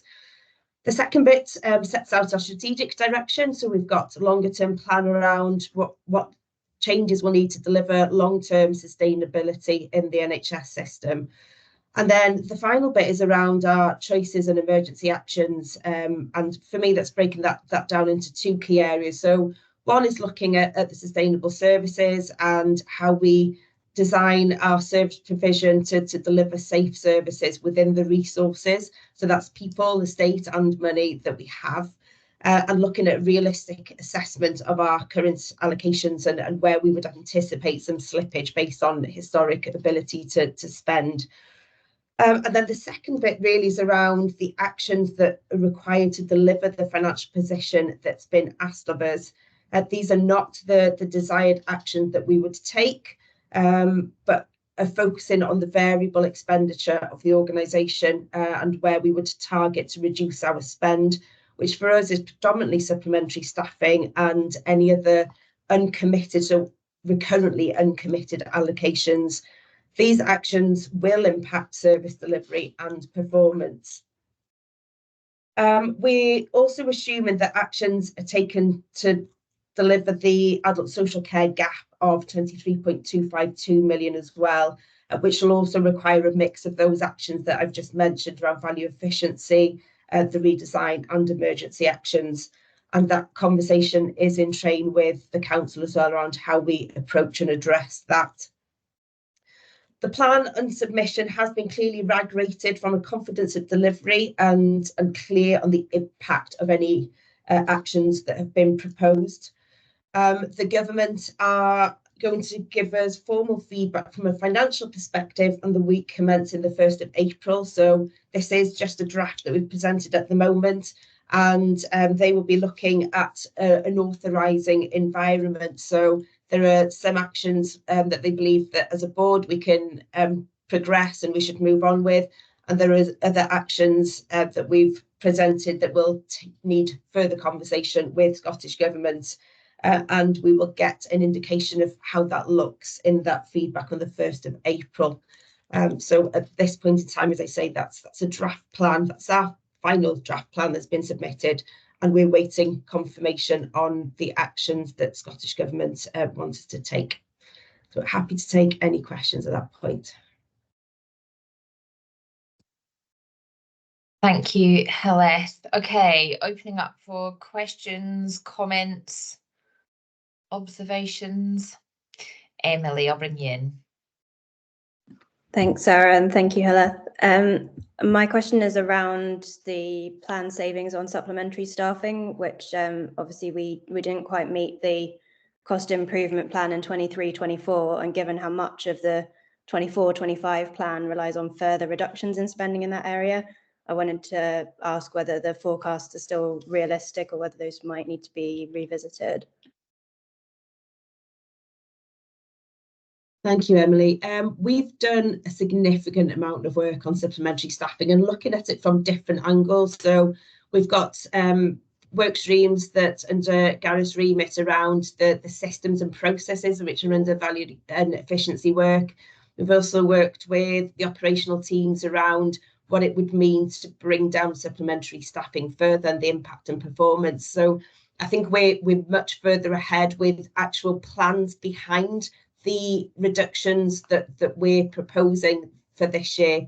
In previous years, we probably had a target and not necessarily a plan behind that. So we're much further along in that than we were previously. But some of that supplementary staffing, as I've said, falls into some of the emergency actions we want to take. So there's a split between supplementary staffing of the areas that we believe we can bring our spend down through the improvements of things like, the sickness that we've just talked about, and some of the processing inefficiencies that we've got in the system versus some of the longer term or shorter term change and actions that we would need to undertake. So we've not had confirmation of what would be needed there yet and what Scottish Government's appetite for us to do some of those looks like. So they haven't progressed on the same level. So I would say it varies. Under the value and efficiency, work streams, that work is further advanced.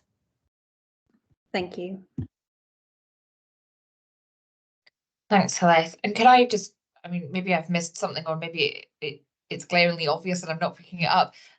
But in terms of our ability to achieve a full year's worth of what we'd like to achieve, given where we are in the year and given when the feedback's going to come back from the government, have we built a buffer into that to reflect how late we are getting that feedback and kind of being able to know exactly which paths we're going to pursue? I just wondered if you could say a little bit more about that. Thanks. Yeah, sure. So as I've just said, so the value and efficiency work, that's 3% efficiencies that we expect to do and is kind of normal practice. So we have been progressing with those regardless. We're not waiting for the feedback on those. They're the right things to do. We're taking those through the process. So they should be in line and ready to be delivering. Our teams are working through the detail of the financial assessment. So once that work has come through, I think they were due in back end of last week, then we should have an assessment of our level of confidence of delivering those value and efficiency ones. With regards some of the service changes and actions that we would need to undertake, we've been very clear in our financial plan submission that they are based on full year effect savings. So yeah, the longer we take until we have a decision and we're clear on actions we need to take, then the more at risk that financial position is. But we have been clear on that in our submission. Okay, thank you. That's helpful. I've got Anne next and then Alex after that. So I'll bring you in, Anne. Thanks, Sarah. I'd like to explore a couple of areas. I wondered if we could get some information about what our approach is going to be in relation to the prescribing overspends that we're experiencing. They seemed quite substantial. So I just wondered what the plans are going into the coming year to address those areas. I realise that some of that is not within our control, but I wondered if somebody could say a little bit about that.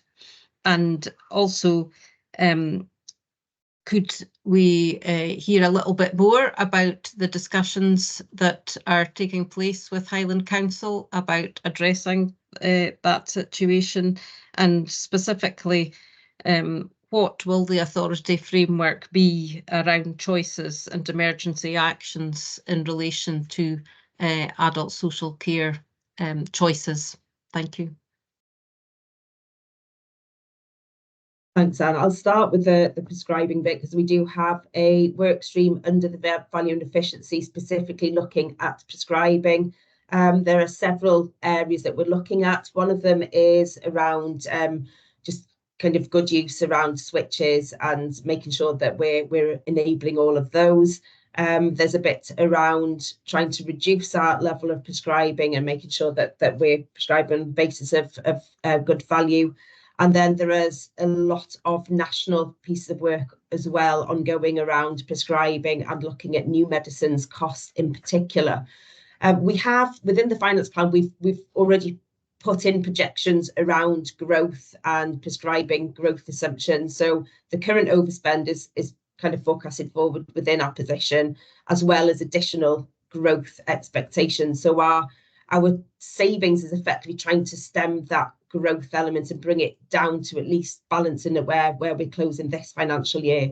So that's not going away with us further. But as I said, there's a whole work stream going on within prescribing, focusing on both acute spend and primary care spend as well. I'm not sure if Boyd wants to come in and say any more on that at this point. Yeah, I think for board members, the thing to be aware of is when we set a budget for prescribing, it's a notional budget. No matter what you do, the costs of prescribing go up year on year. Every board is the same, and every health care delivering organisation in the Western world is the same. The cost of drugs is rising, the number of drugs available is rising. The approvals for new drugs that cost a lot more than the well-established drugs continues. So what Health has described is what everybody in Scotland and the UK is doing, which is controlling the costs by making sure that prescribing is as quality as possible, that there's no waste in prescribing, and that when medications are used, it's entirely correct and appropriate that they should be used. So it does need to follow that quality and safety agenda particularly, and the cost control is to take away waste and to make sure that what is done is appropriate.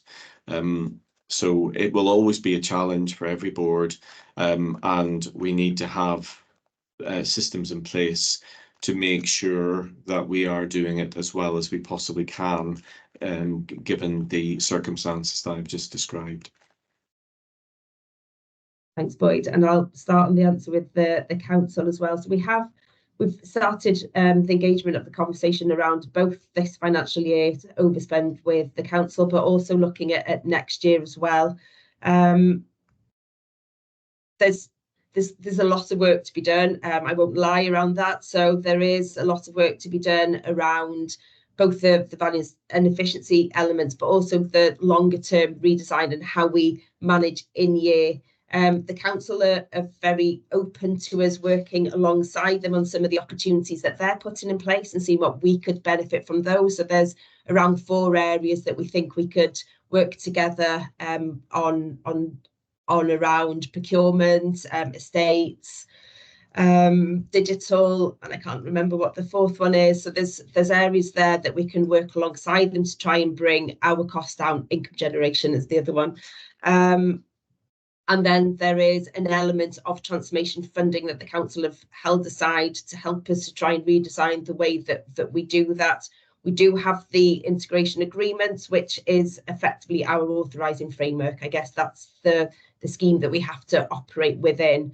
And we're having the regular conversations with the council to make sure that we work together to work through those. It's clearly not a easy environment for either at the moment. Both organisations are in financial deficit, which does make it very difficult.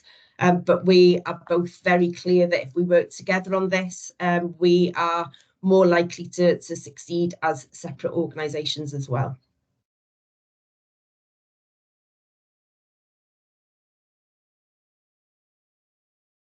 Thanks, Heather. And did you want to come back in on that? Yeah, so that's helpful. It's a substantial gap that exists in that area.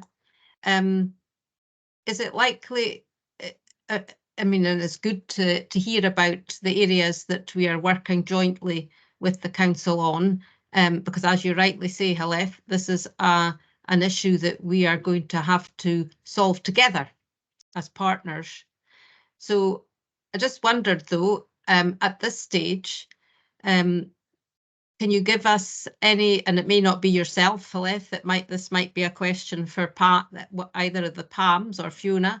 Can you give us any idea of some of the sort of fundamental or systemic issues that we might have to address as a board and as a partnership as these discussions progress? Or is it too early to explore that just now? Thank you. Thanks, Anne. I'll come in first. There's a few conversations that we are having. We do know that the cost of running adult social care from an NHS perspective is higher than it would be under any other model, and we're opening that conversation with the council around how can we address that and look at that differently. So fundamentally, the model that we have as lead agency may not be the longer term model that we would want to sustain. But we're also looking at the the elements within the care provision and where do we need to try and focus our attention. At the moment, we do run quite a bit of social care services in-house.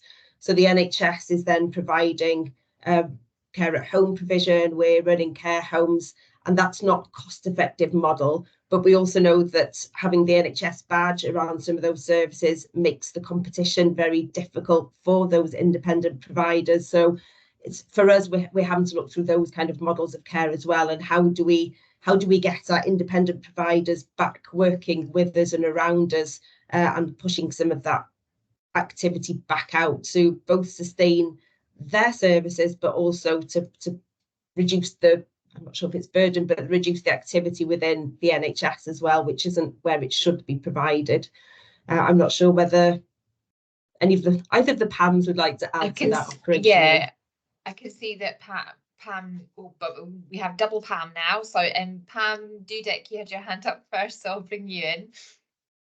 Yeah, thanks, Sarah. I think Alex covered a bit of what I was going to say in terms of the cost of the model that we run at the moment and the impact on the market of our employment model. And that's great from a staff perspective in terms of those employed through the lead agency directly by NHS Highland, in terms of them being on Agenda for Change. It is great for the staff involved. But what that does do is give us a more expensive model than anywhere else in the country. And that, but probably more fundamentally, is the impact of that on the market in terms of commission services, in terms of third sector, in competing against a high proportion of in-house provision. I think there's definitely something about the model, and I think those conversations are happening.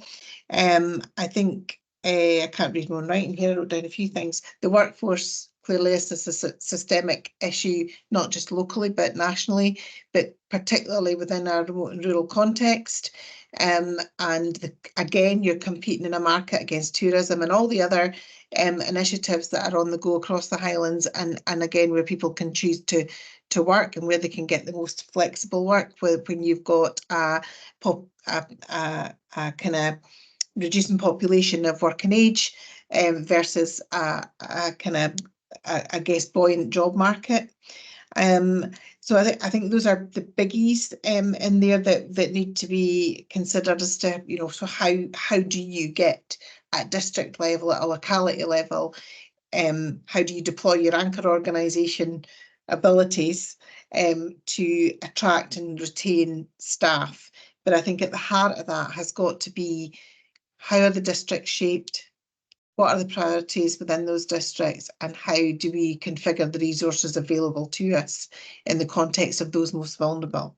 And at the moment, we still have work to do on that. So I think there are a number of things. And then the last thing I wanted to say was the national picture.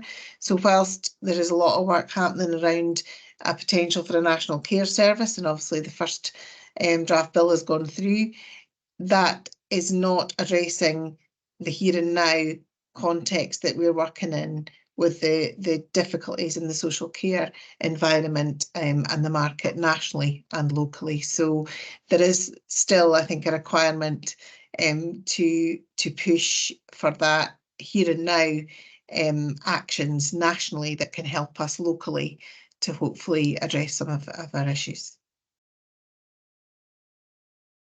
Thanks, Pam. And Pam Cremin, I'll bring you in if there's anything that you wanted to add to that. Thanks. I just wanted to add something just around sort of needs assessment and complex packages. So we've got a number of complex packages at high cost, and we've got a number of complex people that we need to add additional funding for to get them placed. And also we've got a number of individuals who are in out of area care that we need to repatriate and try and bring those costs down. And a big piece of work around transitions, you know, the younger people who are coming through our young people services and transitioning into adult services, and having a clearer understanding of the impact of what that might be in the coming years. So we're doing some activity and analysis around that as well. Thanks. Thanks. And I can see that Fiona wanted to come in, and then I was going to maybe make a comment as well. But Fiona, I'll bring you in next. Yeah, just to go back to Anne's question, if I understood it rightly, and you were asking where areas of shared action or a focus will need to be. And in early conversations that I've had with Derek, Chief Executive of the Council, and Raymond Bremner, Leader of the Council, that one of the areas that's really high on their agenda is the issue of depopulation and the movement of population from particularly the west and north coast of Highland, and moving that population seemingly moving towards Inverness and the Inner Murray Firth area. And certainly the paper that was taken to council, I think it was in January, one of the really clear action areas that the council are interested in is how they can transfer some of their own in-house activity to areas across Highland, just in that way that Pam's describing as an anchor organisation. And I think we can see both in the delivery of children's services and adult services that some of the areas where we have the most difficulty recruiting and sustaining service delivery is in areas outside of Inverness or Inner Murray Firth. And I think that therefore is a focus of shared interest that we would have in how do we work with and alongside our communities right across Highland to ensure that we see those communities thriving, both in terms of our direct service delivery, but also in our role as an employer and an anchor institution. And I suspect that there's significant work that we need to do that also would increase our efficiency around the way that we deliver services when we're able to do that as close to our communities as possible. I suppose an area I would highlight that Pam's talked about in previous board meetings, and I know through Highland Health and Social Care Committee and the JMC's care home sustainability and the challenge that we have in sustaining care homes. So the more that we can do to ensure that we have community-based solutions, a thriving third sector, and services that can be delivered in our districts and localities, then I would have thought we're going to be doing a great deal to support our depopulating areas to repopulate, as well as providing a more cost-effective and hopefully more person-centred model with increased outcomes for people. So I think there's huge areas of shared interest. There's a lot to scope out in what that might mean. The council are keen to work at pace on that. And I think, therefore, it's with us to work alongside that where there's mutual interest. Thanks. Thanks, Fiona. You've kind of picked up the point that I was going to make, where around, obviously we're discussing this through a financial lens because we are discussing a finance paper, and that makes sense. But just to pick up or to echo the point that you just made there, Fiona, about actually it's about making sure that the model delivers the outcomes that it needs to deliver, as well as plugging the financial leak. But I think you've covered that very nicely, Fiona. Thank you. Anne, did you want to come back in, or are you content with that just now? Okay. I've got Alex and then Jerry. So Alex, I'll bring you in next. Thanks, Sarah. Yeah, Helen, the 7 million reduction that the Highland Council have, I would assume they are trying to impose, because I don't think they've accepted that number yet. What was their justification for it? Have they actually come forward with a reason why they've reduced the impact, or is it just a matter of we don't have the money, therefore you're going to have to suffer the pain that we're suffering? Because I don't quite understand through the integration protocols that we have why they can do that. Thanks. Thank you, Alex. They've gone through their budget setting process and they've looked at their financial position, and they've allocated their savings target as they have found fit and necessary for their organisation. We're having that conversation now around our ability to accept that and working through with that. I've got a meeting with their finance team tomorrow to start to talk through some of that and the methodology that was undertaken. So we're still working through that in line with the process, I guess, so we can feed back on that in future meetings. Pam, did you want to add to that a little? Yeah, so ideally, that conversation would have been a collective conversation in line with the scheme prior to it going into the full council. So our timelines are not quite what they should have been. And I think that is the learning, or well, I think that is the bit that needs to be addressed across the partnership going forward, because and absolutely, even in an IJB model, the council can reduce the quantum, the NHS can reduce the quantum if there's no letters stating otherwise. And those are the kind of rules that you're supposed to play to. I think there was a letter that suggested you shouldn't reduce the quantum. I think depending on how you read that and depending on how you address what is fundamentally a collective challenge in the finances, you'll probably find yourself in the same place. But that definitely needs to be improved in terms of our budget setting process. So we said we were going to follow a proper budget setting process. So I'll take some responsibility for that as well. We didn't manage to pull that off. And I think what is happening now is what should have been happening probably October, November, in terms of the level of understanding and the level of dialogue that you would require. And hopefully from the exploratory conversations and the learning for everybody involved, that won't happen again. Thanks, Pam. Jerry, I'll bring you in next. Thank you, Sarah.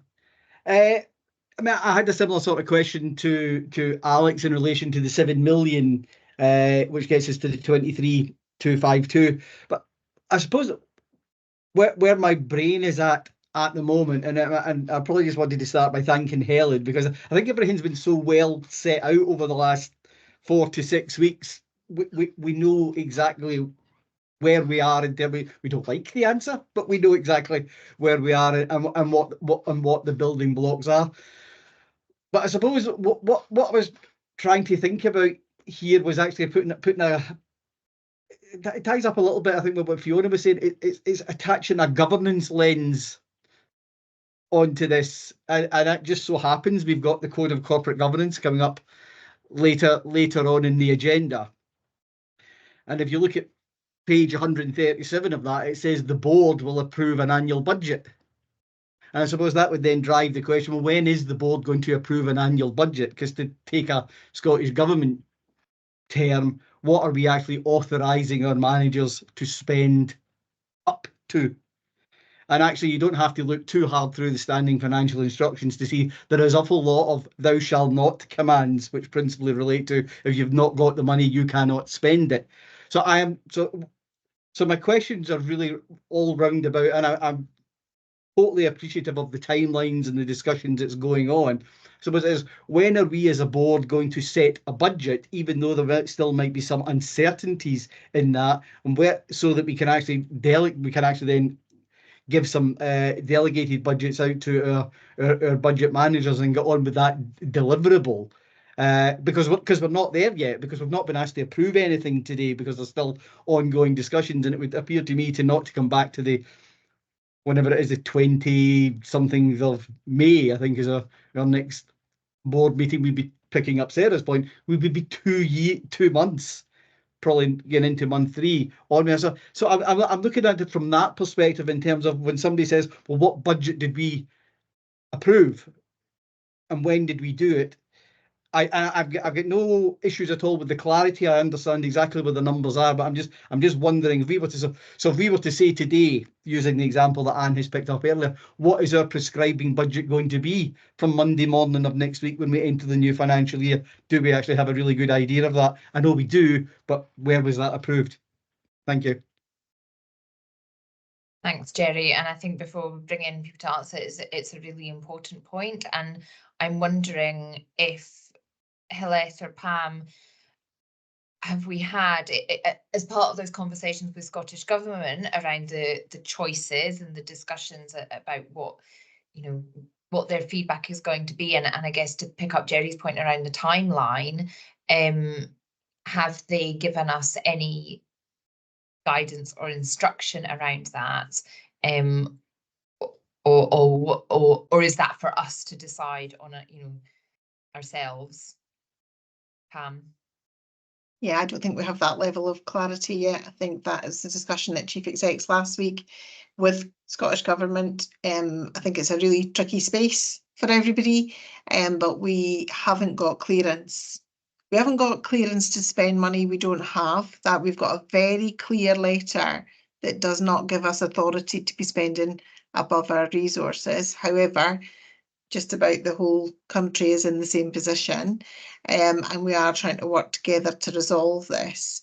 but neither have we got the feedback or the clearance against the plan that we set. And we have highlighted in that the risk that the 1st of April is just round the corner, as Hilleth said, for full year effect.